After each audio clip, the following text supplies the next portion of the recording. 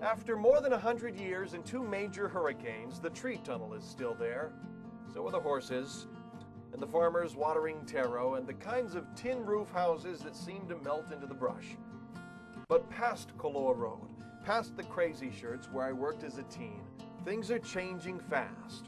A sparkling new roundabout scatters drivers to a new shopping center, new halfway built condos like giant skeletons, and new empty house lots surrounding archaeological treasures.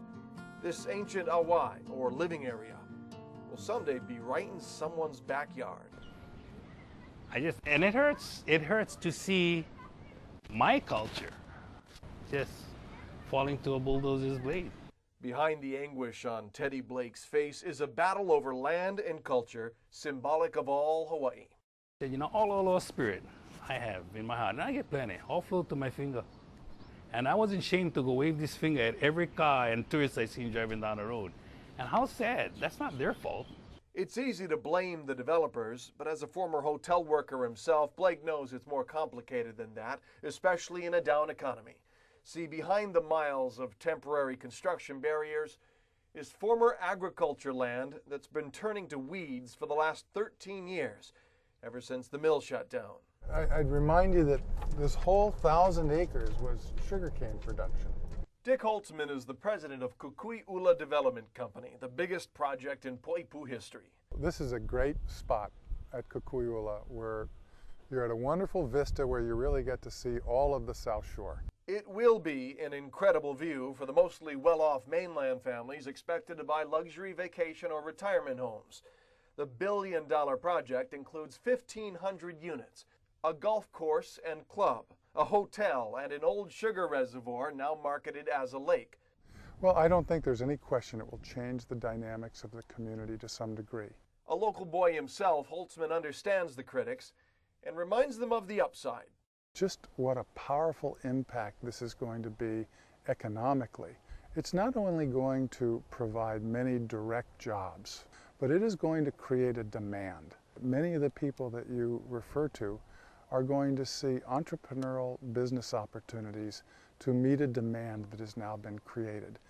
It's been a few years since I've lived on Kauai, but I still remember what it's like to have a hotel go up on your favorite beach. When I was a kid, we used to come through the cane fields here to surf at shipwrecks. The hotel went up when I was in high school. The thing is, I've had a lot of good memories here.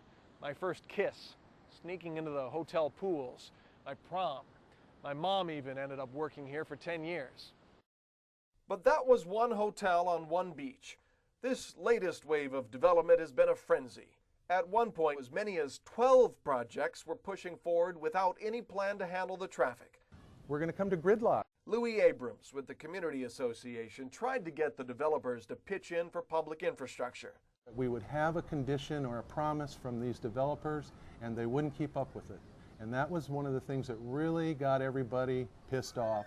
They just did not like being, deceived.